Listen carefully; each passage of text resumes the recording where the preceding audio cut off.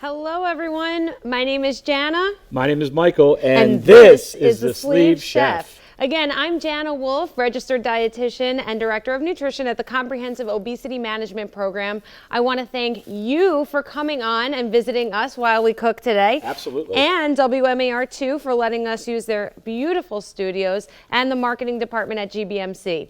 Now, I know that summer is my favorite season, but unfortunately we have to say goodbye. We do. What's the best way to say goodbye is to say hello to all of these amazing fall recipes, right? Exactly. So what are we going to be cooking up today? All right, so we are going to be making such a classic, simple fall dish, guys. We are going to do some roasted butternut squash. It's going to be roasted with cinnamon and rosemary. We're going to do that with some center-cut pan-seared pork. And then we're going to serve that with some Granny Smith slaw. So it's going to be light, fresh, lots of fall flavors in there, and delicious. And most important, healthy. Healthy, yes. It actually has all of your macronutrients, your protein, your fat, your good sugars and carbs. All the good stuff. Right? And as we're talking about all of this, I want you guys to plug in your questions, whether they have to do with the recipe or not. Absolutely. This is a free forum. So let's get the show on the road. Let's do it, guys. All right, so we are going to start with our butternut squash. So we are going to set our oven to 350 degrees Fahrenheit, and we are going to let it get preheated. I have got some cut butternut squash here. Cut butternut squash is your friend. I'm a professional. I did this for a living. We've got our cut butternut squash. This will save you time and headache. And we were just talking before the show, what's better, fresh or frozen? Now, I suppose for nutrition value, they're both the same, but correct. I heard you say fresh. I will say fresh only because, again, it's just a better quality.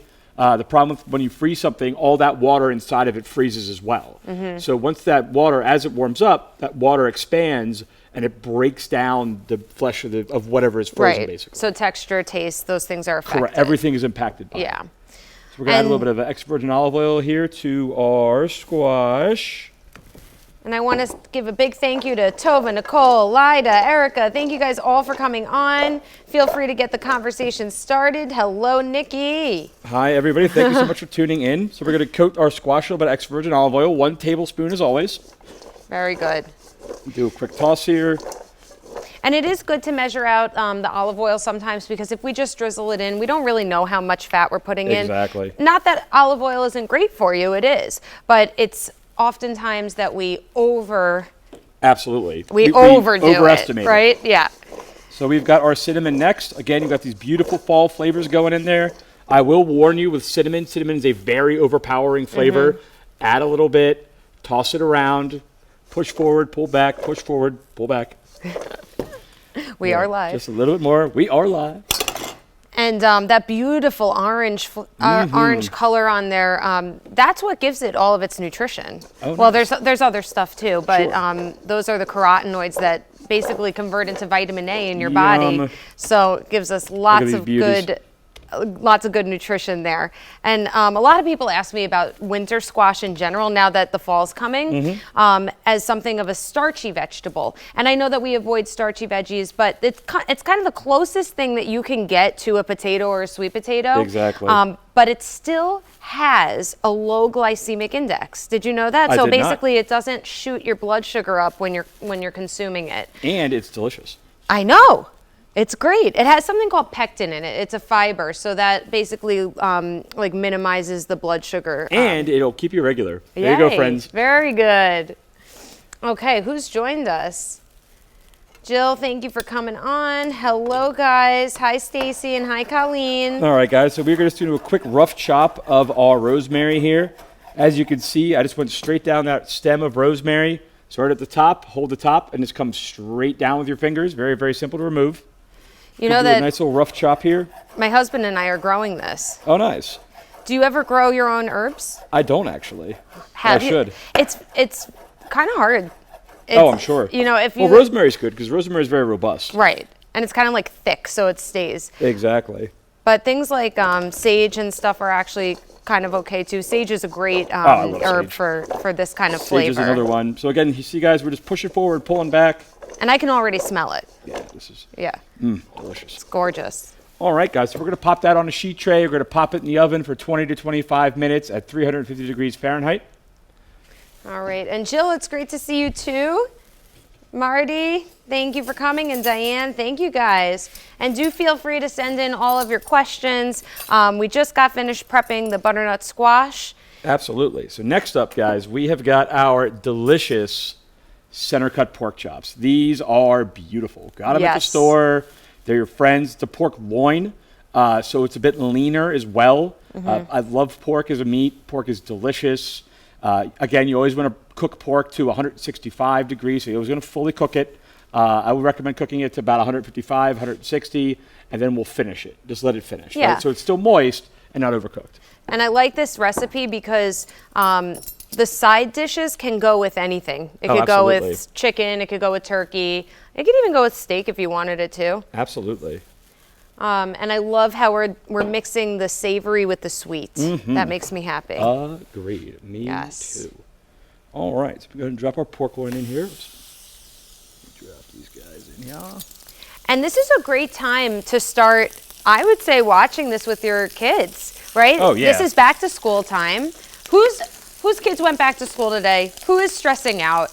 Okay, fair enough. So one less thing to stress out about is the food that you're cooking for your family. Am I right? Absolutely. Yeah. So you can cook all this ahead of time. I was getting ready to say, you can do the butternut squash ahead of time, and you can do the butternut squash ahead of time, and we can do the granny smith apple slaw ahead of time as well. Right. And you can make that for a few days. You can bring it in with you for lunch and not have to worry about it. And Absolutely. I guarantee that the kids will like it. Yes, they will. And if they don't, you just give them ketchup, right? When in doubt. When in doubt. Go with the ketchup. All right. And thank you, Christy and Karen. Yes, I'm glad you found us. Excellent, excellent.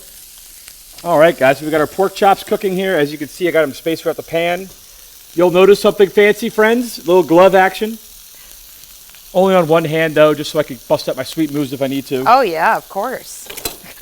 All right. So next up, we are going to do so we've got our pork cooking, guys. You'll notice we started with our item that's going to take the longest, which is our butternut squash. We've got our pork cooking, and then we've got our granny smith apple slaw behind it as well. So now we've got our pork going. Getting ready to start on our granny smith apple slaw next. So I peeled this carrot. And I just cut it into a quick little cylinder here. So what we want to do is we want to take our carrot, and we're going to basically cut these into matchsticks. What we want to do is very carefully cut it so you have a flat surface so much to work. Very good. Then go around, square off your carrot, square off your vegetable here. There we go. We're going to hold these off to the side.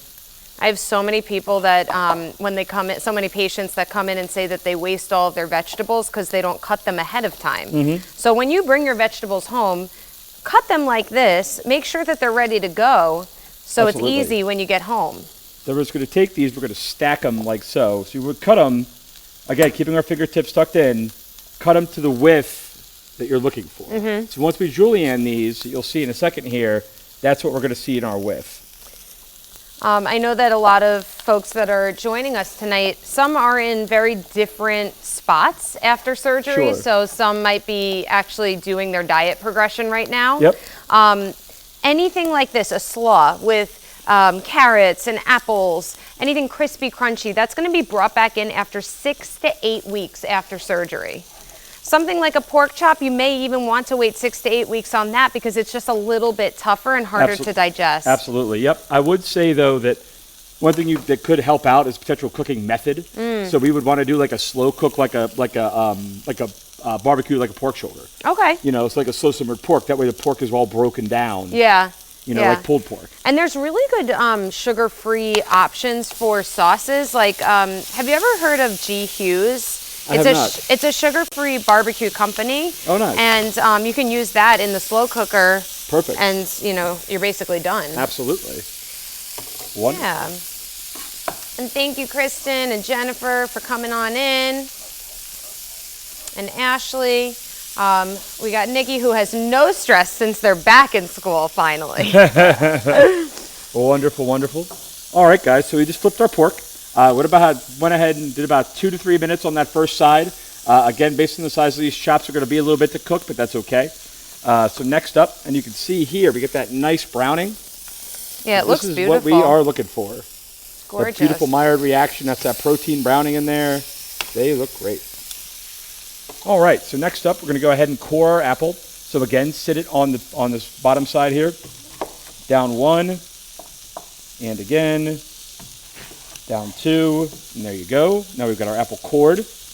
Next up, we want to remove the core here.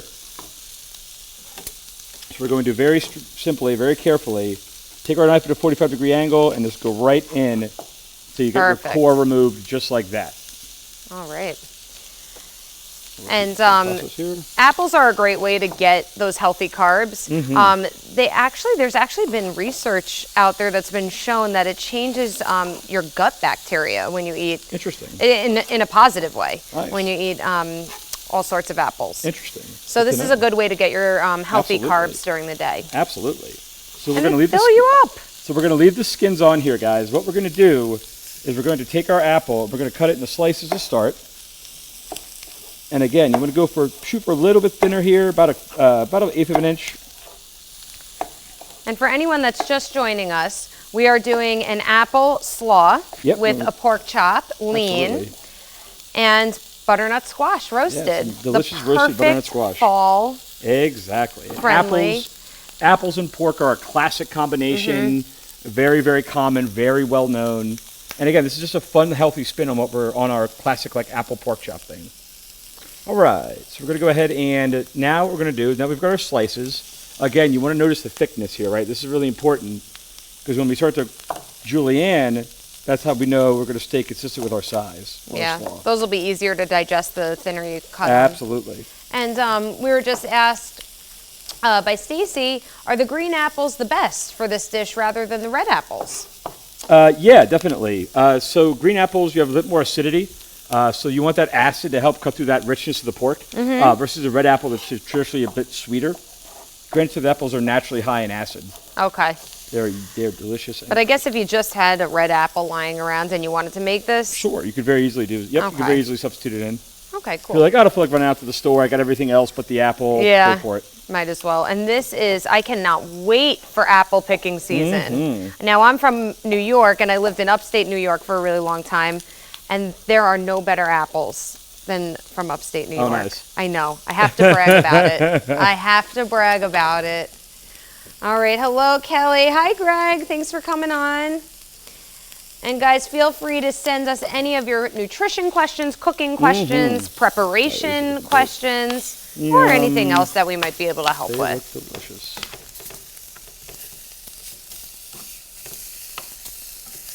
All right. Alrighty. So next up, we are going to go ahead. So we've got our cabbage next. Red cabbage. This is a little intimidating. Friendly red cabbage. So, cabbage, there is a core right here that runs right up the middle of the cabbage itself. So what we're going to do, again, very carefully here, sit it on its side. We're going to come straight down here. There we go. Now that we've split our cabbage in two, now you can see a better idea of where the core is, right? So the core, again, is right here. So what we want to do, we want to take our knife, and we want to follow that core to remove it.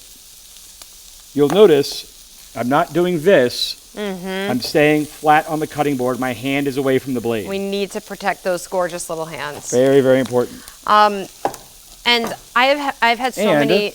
Voila. Beautiful. So see, we want just follow that core. We can see where the core and the cabbage separate. Follow that core straight down very carefully. You can use the tip of your knife as well, and then just keep your cabbage down and apply pressure there. All right, and we got a question from Mindy from our marketing department. Could you use another type of squash for the recipe? Yeah, absolutely. Yeah, definitely. If you want to use like a spaghetti squash, for example, or an acorn squash, we could certainly go that route as well. I almost would say, I go out on a limb and say any squash. Yeah. What do you think? Yeah, for sure. I mean, you can use spaghetti, you can use acorn. I'd be a little bit hesitant to say a traditional like summer squash. Yes, any winter squash. That's what I meant to say. Right, Thank exactly. you. Yep, any winter squash. Yeah. And I just went to the farmer's market this past Sunday, which is like my favorite thing, right under the bridge in Baltimore. And the squash are gorgeous. Oh, nice. Yeah. And actually, on that note, I just want to plug something that our marketing department told us about. Starting this Friday, the first and the third Friday of every month at GBMC in our conference center, we are having the Snap Produce Market. I don't know the time, so maybe we can, it's at 2 o'clock. Actually, I'm getting the word. It's at 2 o'clock on the first and third Friday of every month, starting this Friday. So it's potentially discounted fruits and veggies. So come on by. Awesome. All right, guys. So we went ahead and just turned our pork on the side here. A little bit more olive oil to our pan. And Dolores, you can certainly use chicken, absolutely, or absolutely, turkey. For sure. Yep. All right, so we went ahead and split our red cabbage in half. So we have the core again. Core was right here, right? We removed that core because that's inedible. And then we'll take your cabbage, we'll split it in half one more time.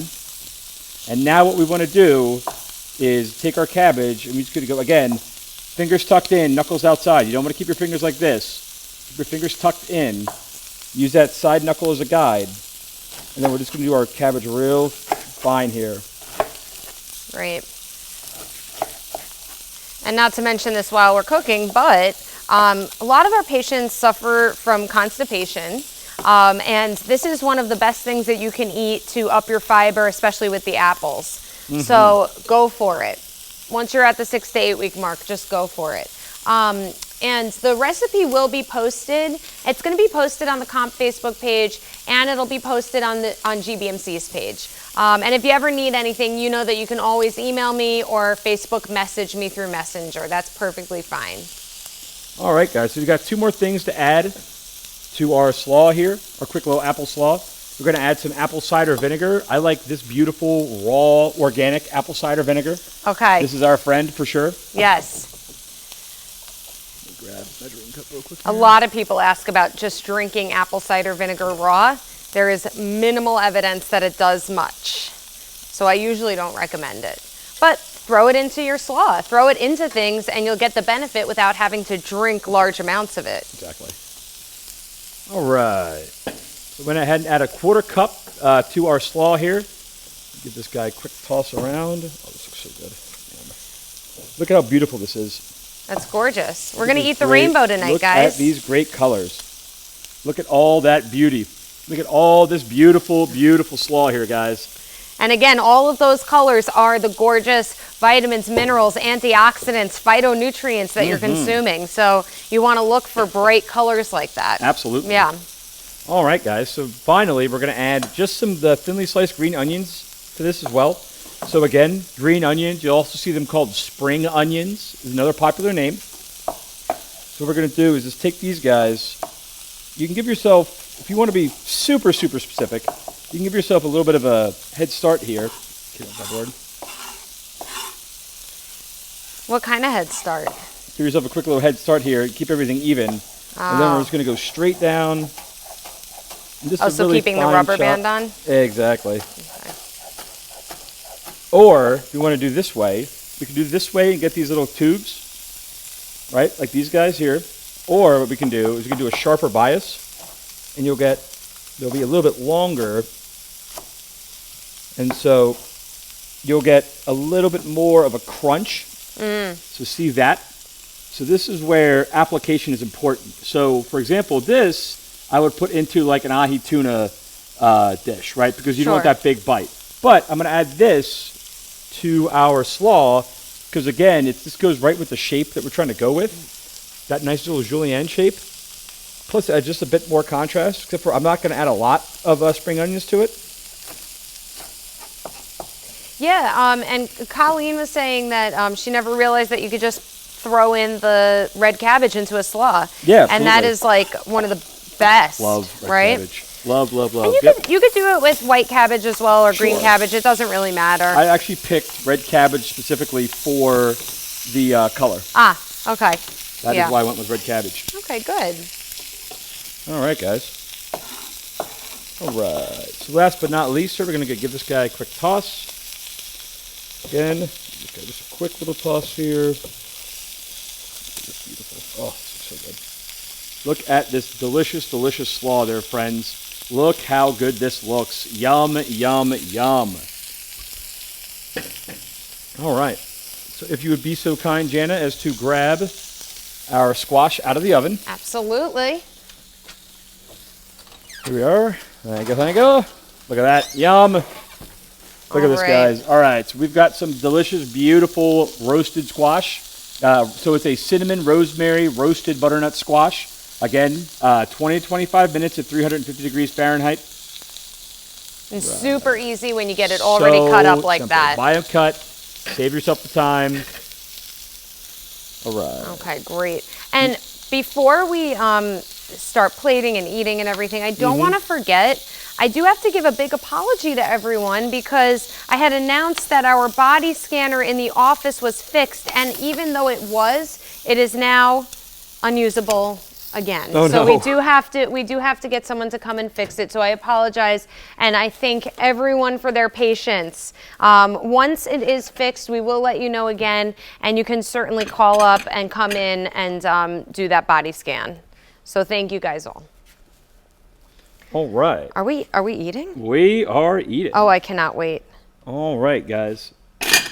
Let's go ahead and we'll set out our plates here. Yum, yum, yum.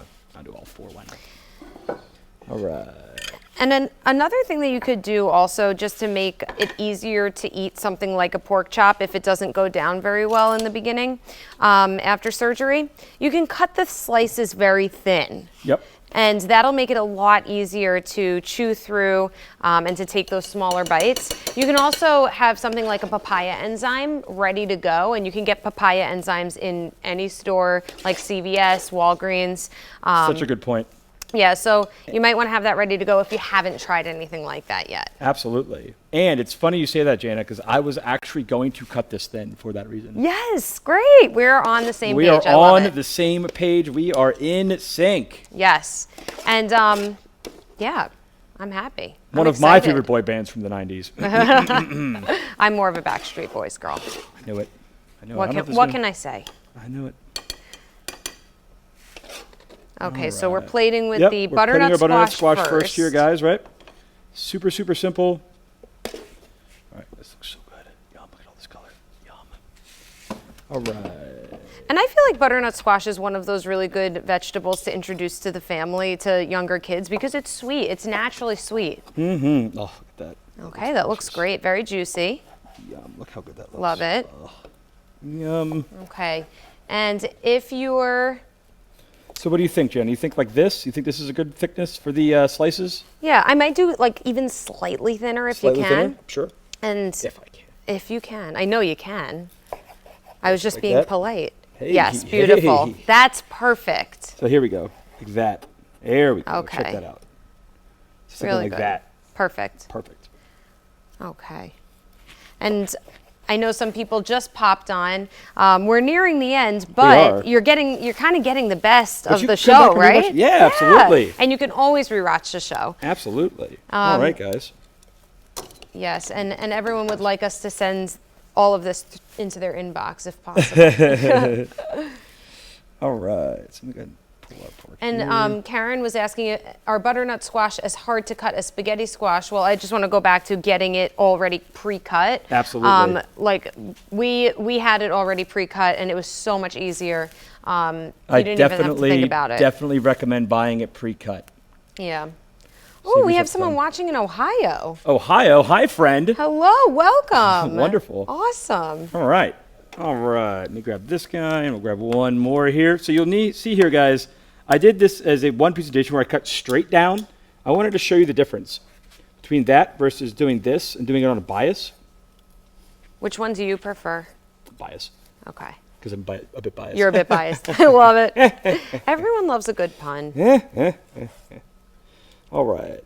So the reason, little tip for you here, the reason why restaurants cut food on a bias is that A, it's prettier, and B, the same size looks bigger. Oh, it looks bigger? Oh my God, it does. Those are the exact same size pork chops. Wow. But you'll notice one cut straight down vertically versus one cut on a bias. Does it do anything to the texture, or does it just make it look bigger? It just makes it look bigger. That's hysterical. There are certain things where certain like cuts of beef, for example, like flank steak, that you want to cut against the grain. So if I cut straight down, basically on the grain, it's not going to work out as well. That's where you're going against the grain. Okay. So yeah, so here we are, guys. And we're finally just going to top this off with just a bit of our fresh slaw here. And so Colleen was asking if we have a sauce for the top, and what we're using basically is the moisture of the slaw. Exactly.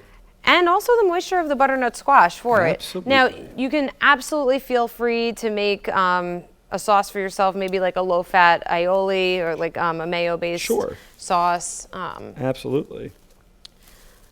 But yeah, the nice thing too with this vinaigrette, with this apple slaw, guys, is that we can do this hour, 2 hours ahead of time, and just put it into a baggie, put it into a big 1 gallon baggie, and then just let it soak in the fridge. Sit it on its side, let it soak in the fridge, and absorb all that extra vinegar. Oh, that sounds great. It is delicious. Are we eating yet, or what? Let's eat. Okay. Yum, so here's a yum, fork. Yum. Thank you so much. Let's eat. I'm not sure if we have a knife, but that's okay. Knife. Oh, we do. You're right. We do. All right, let's eat. Okay. Go grab us a portion here. Let's grab a little slaw. Go for it. I will take one of these. I'm going to pair it with that. Awesome. Okay. Do a little bit of that. A little bit of that. So good. So good. So light. That's really nice. So refreshing. Pork is your friend. Love pork. Right? It's comfy cozy. It tastes like fall. Exactly. I'm going to do one of this. Let's do it. Yeah, there's a sweetness, but an acidity. Yep. Yeah, you get that great sweetness from the butternut squash and that cinnamon. You get again, pork is a very neutral flavor, which is great because you can pair it with a lot. And then you get that great sweetness from the squash. You get that great acid that cuts through it. Right. And the pork. I love it. Simple, delicious, healthy. Yeah. Tastes like fall. Comforting. Exactly. Well, thank you guys so much for coming and for participating. Thank you to you for Absolutely. cooking a gorgeous meal. And as a quick aside, guys, today is actually my 3-year surgiversary. That is amazing. I am officially 3 years out. Very good. Still down my total of 160, 165 pounds. Wow, that's amazing. So awesome. So a little quick aside for you. Again, guys, if you're brand new, if you're pre-surgery, the best advice I can give you is own the surgery. It just is. Just make it your own. Don't be proud of your surgery. If people see you and they're like, oh man, it's amazing, you look great. What did you do? How did you lose all the weight? Weight loss surgery is not the easy way out. It's just not. It's a tool. You have to make an entire lifestyle change. And it's so important to understand that in the very beginning. And that's what helped me the most, is making those lifestyle changes beforehand. So I lost 47 pounds before my surgery because I committed to that. I'm going to eat lean protein, leafy green veg, fibrous veg. I'm going to cut out all the carbs. I'm going to cut out soda. I'm going to make these changes ahead of time because you're just setting yourself up for success that way. So if you're pre-surgery and you're still kind of nervous, please reach out. I'm telling you, the comp group is amazing. I personally, I want to thank Dr. Bello. I want to thank Dr. Dovek. I want to thank Greg Schaefer, the Saturday morning Run GBMC group. Guys, that was absolutely catapulted me to success as well. I'm getting a little misty out here, but I can't say it enough. Seriously, go to the group, embrace this community. We are all here for you. And I can't beg you enough. Change your please life. It's amazing. Make an appointment with me Seriously. if you are struggling with your diet. This is not something to go at alone. If you've regained weight, you have not failed. Exactly. Such a great point. Yeah, you have to come back and just touch base. That's it. So it's an ongoing journey before and afterwards. So I love what you said. I mean, it's all true. Yeah. I mean, again, guys, it's just, we have such an amazing program at GBMC. I can't speak highly enough about it. It saved my life. Awesome. That's it. Well, on that note. Thank you very much, everybody. Thank you, WAR2, for letting us use this beautiful studio. Thank you to everybody behind the scenes. Thank you so much. Have a great rest of your evening. Yes. Thank you. Bye, guys.